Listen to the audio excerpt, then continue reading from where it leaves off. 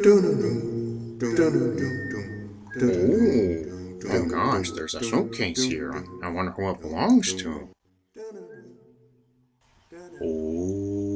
Mr. Quaid, your mission, if you decide to accept it, is to infiltrate Cohagen's lair, get Melina, and liberate Mars by turning on the reactor in the pyramid mines. Oh gosh, it is serious. If you or any of your Iron Force are caught or killed, the agency will disavow any knowledge of your I actions. better leave this right here so Quaid can get it. This message will self-destruct in 5 seconds.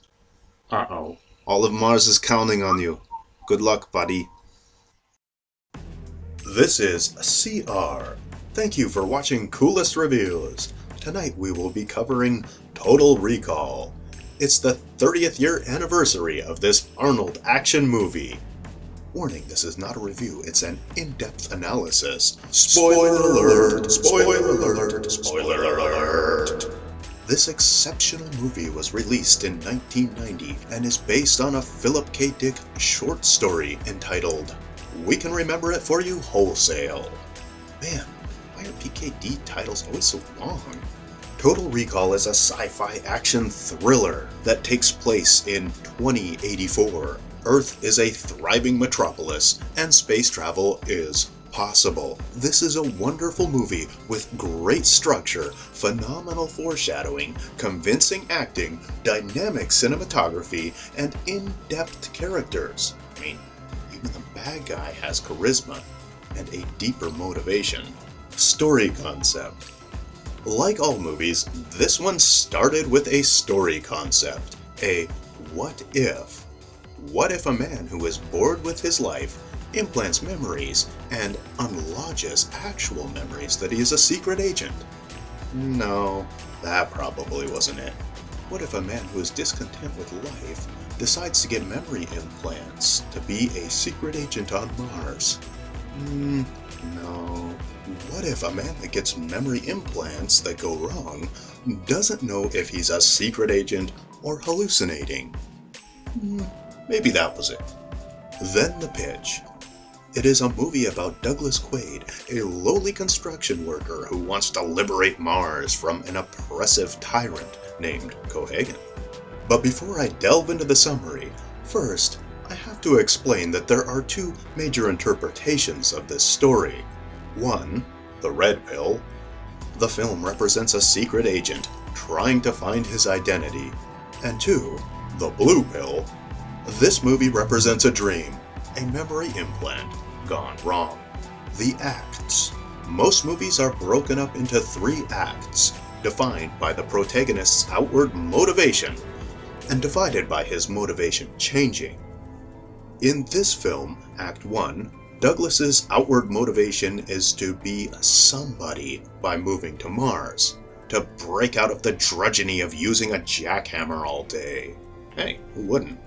Act 2, his outward motivation is to escape Richter and his wife, and to find out if he is really Douglas Quaid or Hauser, an important guy on Mars. Oh, yeah. And, to get his ass to Mars. Get his ass to Mars. Get his ass to Mars. Act 3, his motivation is to free the people from Cohagen by turning on the reactor that makes the air on Mars breathable. So, we open with the Red Planet, Mars. A canyon with jagged cliffs with jutting rocks. 2 lovers in full spacesuits excitedly hold hands. He is with his dream girl. He slips on a rock and shatters the glass in his helmet, bursting his bubble and shattering his dreams. But he wakes up just before he dies. Foreshadowing alert. He awakes his wife Lori with a start, and she inquires about his dream. Is it about Mars again? And the woman he's been dreaming about? He is dumb or naive enough to answer honestly, and she gets instantly jealous, but he turns it around. They presumably make love, then it cuts to him blending a smoothie while watching Fox News. Before that was a thing, PKD was a master at predicting the future accurately. He is obviously enamored with the news anchor who is dressed in a yellow blazer. Then Lori turns off the TV. big mistake. Once again, crushing his dreams. Or just another subtle hint that he feels smothered by his marriage? You decide. He sees his wife as stifling because she doesn't want to go to Mars and tries to convince him he would hate it there. And even though he probably would, she should really learn reverse psychology. Instead, she tries to divert his attention from a trip to Mars with a trip to Saturn. Why bring up a trip at all? But this scene is important for several reasons. We see how the two interact, and the news fills us in with its expansive explosion of exposition. Namely, Cohagen, the bigwig on Mars, has a mining operation with which its workers are on strike, and there is a team of rebels led by Quato, and they don't know what he looks like. Oh, and Quato is psychic. They don't mention that here, but in case I forget, it's kind of important. So, anywho, he wants to be somebody, but she doesn't understand him. With her oppressive love that is dragging him down at every turn, dragging him down into the damp, mildewy, smelling abyss of emptiness, keeping him small in life. But he is somebody. He's the man she loves.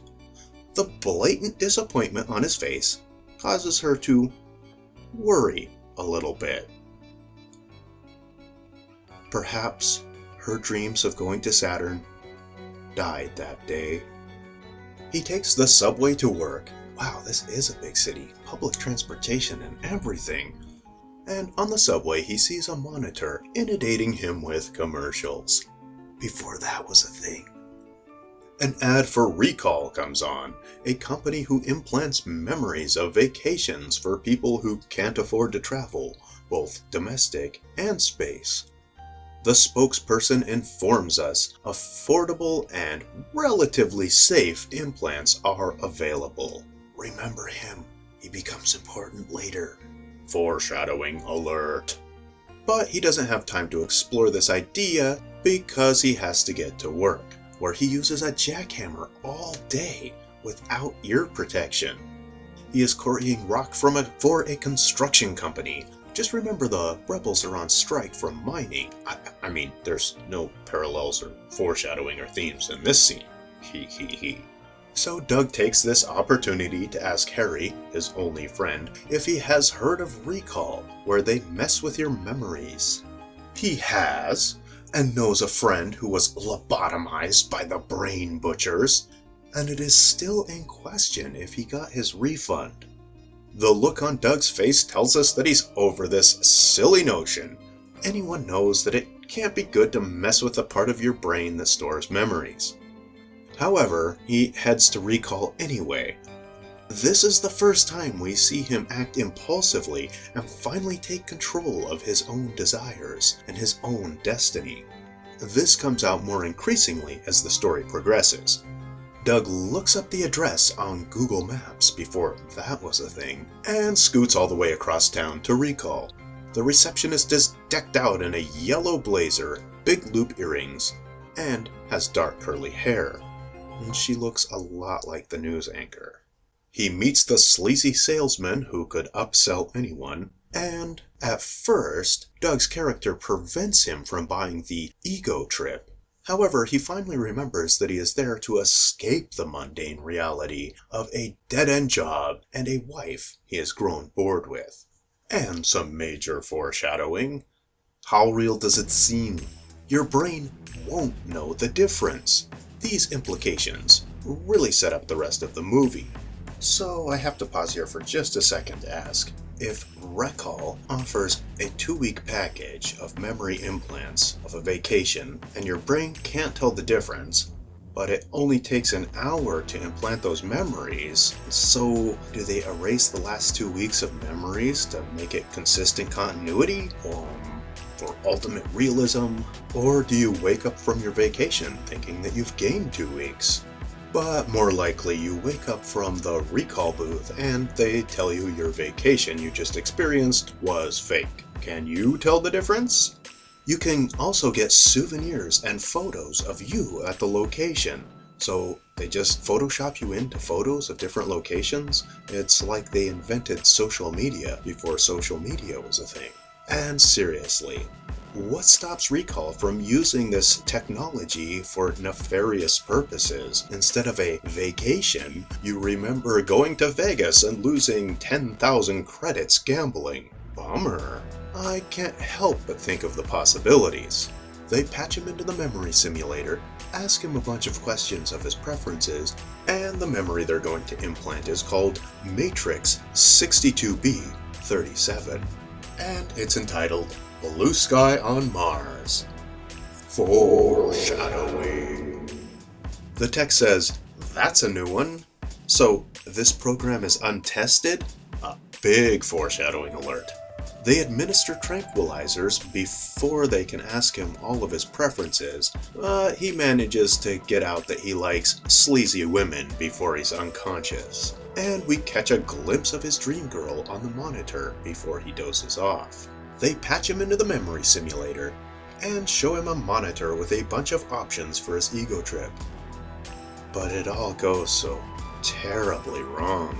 Doug freaks out, and they think it's him just playing out this ego trip, but as we find out, they haven't implanted it yet.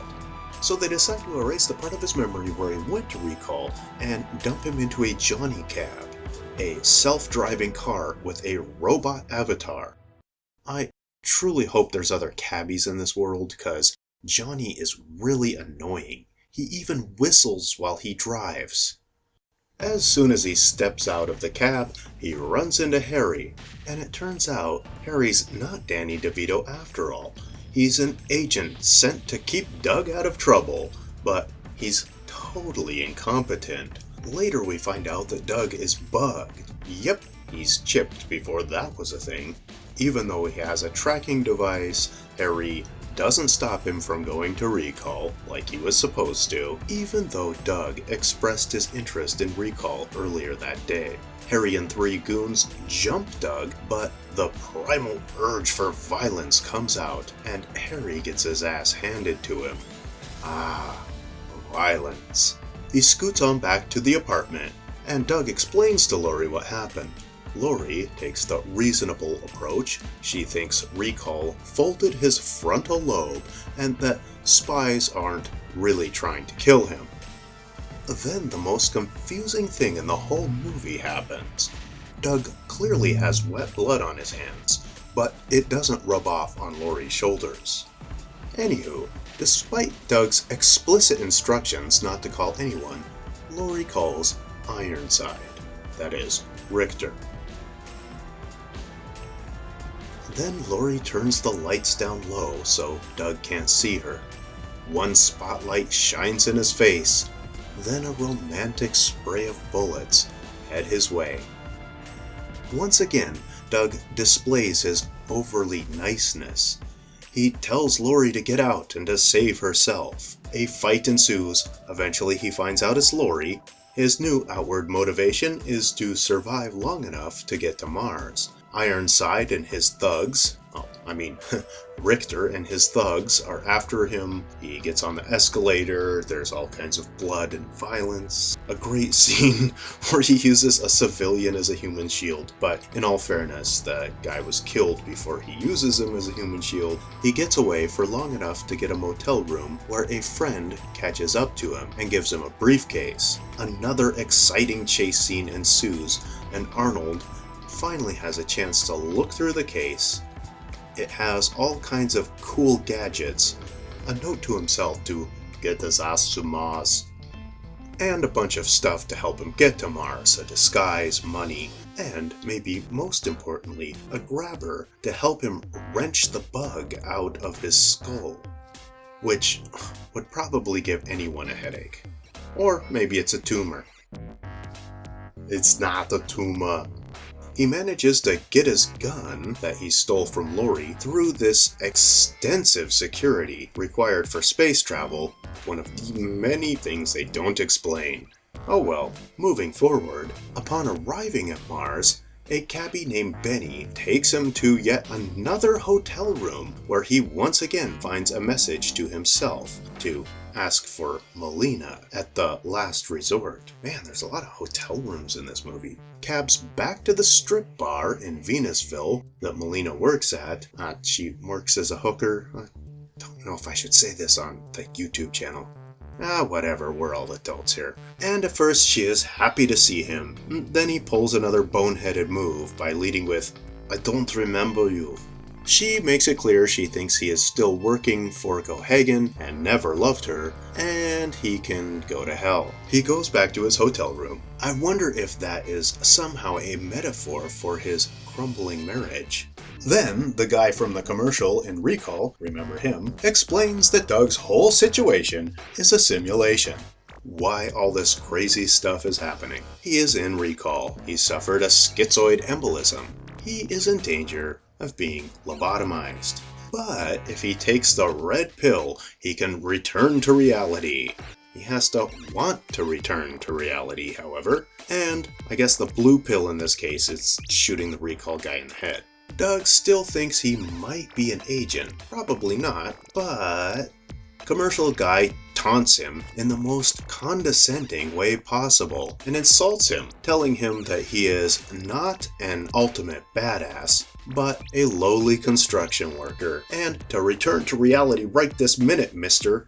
And if the Recall guy's playbook wasn't bad enough, he brings in Doug's wife, and brings up, right in front of her, that Doug went away to Recall for a little hanky-panky with a sleazy brunette.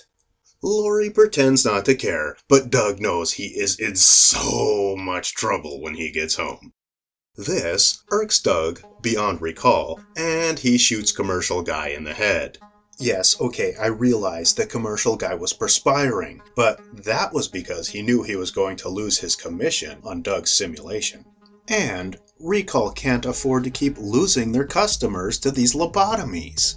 I realize he was rude and annoying, but if Doug is an agent, he just murdered an unarmed civilian, who at worst was forced by the agency to try to talk Doug down. Doug is then attacked by soldiers led by his wife. He gets dragged around to different locations, he is knocked unconscious, and eventually Melina shows up to save him. She apparently knew where he was because Kuato is psychic and told her. We just have to jump to that conclusion. Melina gets to prove her worth and dukes it out with Lori, and a badass fight scene ensues, where both characters can hold their own. Eventually Doug wakes up and breaks up the fight. Jerk. He holds Lori at gunpoint, and in the script he just guns her down. But in the theatrical version, she pulls a gun first. He realizes that this is his fantasy. What does he want her hanging around for? Then, part 2 of Act 2. Melina takes him to Kuato, who is psychic. Did I forget to mention that? Yeah. But he can't see everything apparently. Ironside, Richter, finds Lori dead and flips out. Oh, Richter is Lori's man. Did I forget to mention that too? Oops. Richter goes after Doug, but the rebels that hang out in Melina's bar help Doug escape and tie up Richter. Richter and his goons fight with the rebels for a little bit, but Cohagen tells him to pull back. Cohagen cuts off the air to that sector, so the rebels start to die a slow death. Richter meets up with Cohagen to tell him to settle down and not act irrationally. They could lose everything if the rebels win. Richter's making that happen. And not to worry, Cohagen's got a plan. Doug meets up with Kuato. Kuato's a mutant, so we're told not to get upset when we see him. But we get upset when we see him. A conjoined twin that has inspired so many X-Files episodes, mainly the gross ones. Kuato wants to meet up with Doug so he can unlock the secrets in Doug's head, and somehow, being so Kuato is psychic, that enables Doug to remember that there is a reactor that heats up poles that melt ice caps that release the oxygen that makes Mars' atmosphere breathable. Whew. Oh, and this reactor was built by aliens millions of years ago, so they could change the air to something the aliens couldn't breathe. This meeting is interrupted when the big mining drills penetrate their lair. Benny kills Kuato. We find out that Benny is working for Cohagen, and Doug led them right to Kuato. Soldiers take Doug to Cohagen. Cohagen tells Doug that he is really Hauser, and he volunteered to have his mind erased and implant Hauser to help bring down the rebels. The psychics could always detect an undercover agent, so Hauser had to believe he was a rebel himself. You know, it's not a lie if you believe it. Doug doesn't want to be Hauser, even though Hauser is rich. And Cohagen should give those people some air so they can breathe. Cohagen isn't convinced and straps Doug into an implant chair to reinstall the Hauser personality. Oh, right, and Cohagen is having a party later, so they will see you at the party. They start the memory implant even though it is implied that the more you mess with your brain, the more likely it is you'll suffer a schizoid embolism. Melina is pissed that Hauser got the better of her, but Cohagen forces her into the brainwipe machine to make her into an obedient, devoted, respectful wife for Hauser. They are both strapped into the machines and personality implants commence. Arnold, using sheer Arnold might, breaks through the machine and takes the time to slaughter more civilians, this time the technicians, in a gory onslaught of fun violence, and eventually gets around to rescuing Melina. But fortunately for him, he gets there just after she is fully engrossed in her new identity. He asks, "Are you still you?" and she answers by kissing him. What more proof do you need? Now, I believe he never fully lost the Hauser personality. It comes up in small ways throughout the film. But now Hauser is in full effect. He is free to take what he wants, now that he's back to being a sociopath. The two go off to start the reactor, Melina in full support of Doug. Hauser. Cohagen learns of the escape and decides Hauser is too much of a pain in the ass to get back. So, he gives Richter full permission to kill who he thinks is Doug. Richter is delighted because he still wants revenge for Lori. And that brings us to Act 3.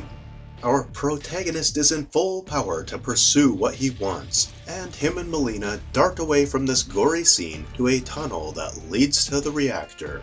But when they get to where the tunnel should be, there is no tunnel. Doug hangs his head in sorrow and defeat.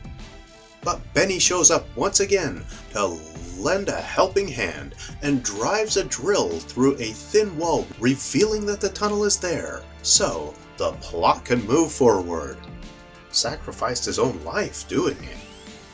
Doug and Melina make their way, but Cohagen has sent soldiers.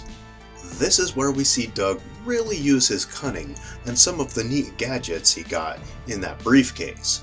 He gets separated from Melina when he tackles Richter onto an elevator. There is a dramatic and, quite frankly, badass fight scene between the two of them, ending in Richter getting his arms squished off and falling to his death. Don't worry, I won't make any corny jokes about losing arms like so many reviewers have at this point. And that is how I realized this movie doesn't have one-liners. The dialogue is more realistic, and Doug isn't clever about what he says. He doesn't break character to say jokes to the camera. Doug is clever in action, not words. He gets to the reactor, but Cohagen is already there and wants to destroy the switch that turns it on. Cohagen believes that the reactor will actually kill everyone, so maybe he isn't so sinister and greedy after all. But we barely have time to contemplate this before the bomb explodes out a window. With the pressure seal broken, they are sucked out into Mars's atmosphere. Arnold hangs on long enough to start the reactor, then is sucked out. Cohagen dies, but the reactor makes air just in time to save Melina and her friends. And Doug, too. Or should I say Hauser? It's confusing at this point. It ends with Hauser and Melina holding hands, set to the blue sky on Mars. It's like a dream. Oh, what if it is a dream? Well, he better kiss her quick before he wakes up. Hauser is now the new god on Mars. Think about it. He was injected with the Hauser cutthroat personality, ready to take over the mining business. He killed off his competition, Cohagen, Richter, half the army, even indirectly eliminating Quato. He saved the rebels' lives, and they have no leader, except for Hauser, who just liberated them. So, he runs the government on Mars and controls the rebels, bringing stability to Mars by ending the war so they can concentrate on mining tritium, which apparently is the whole economy of Mars. Well, that hookers. He has no competition. He has definitely fulfilled his dream of being a somebody. So which is it? 1. The red pill. The film represents a secret agent trying to find his identity. Or 2. The blue pill. This movie represents a dream. We never know if he is dreaming or an agent. Or do we? Although the writers of the movie claim that you can interpret this movie either way, I believe it's the dream sequence. The title, Blue Sky on Mars, seeing his wife as holding him back, the ego trip plays out exactly like they said it would. Basically, he is dreaming and likes the dream better.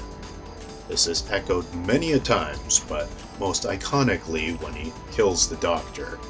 And I think he knew he was dreaming, he just didn't want to wake up to reality. There was another question that came up in my mind that I honestly can't answer. Why does he think that being on Mars will make him somebody? Because of the turmoil on Mars, they're offering people with less experience management positions? Or it could be that it's supposed to not make sense, and it lends itself to the red pill theory. Somewhere deep in the resources of his mind, he remembers that he was a somebody on Mars. But still, I think the blue pill way outweighs the red pill. Come on, it's a dream. The ultimate dream. 2 beautiful women fighting over you while you save an entire planet. And the entire plot and events make sense if it was just a simulation written by recall pothead employees. The aliens building the reactor, the lack of oxygen making psychic mutants. Only when you think it might be real does the story fall apart. Usually a story that ends with, well, it could all be a dream, doesn't work. But the beginning of Act 2 actually presented that as its turning point.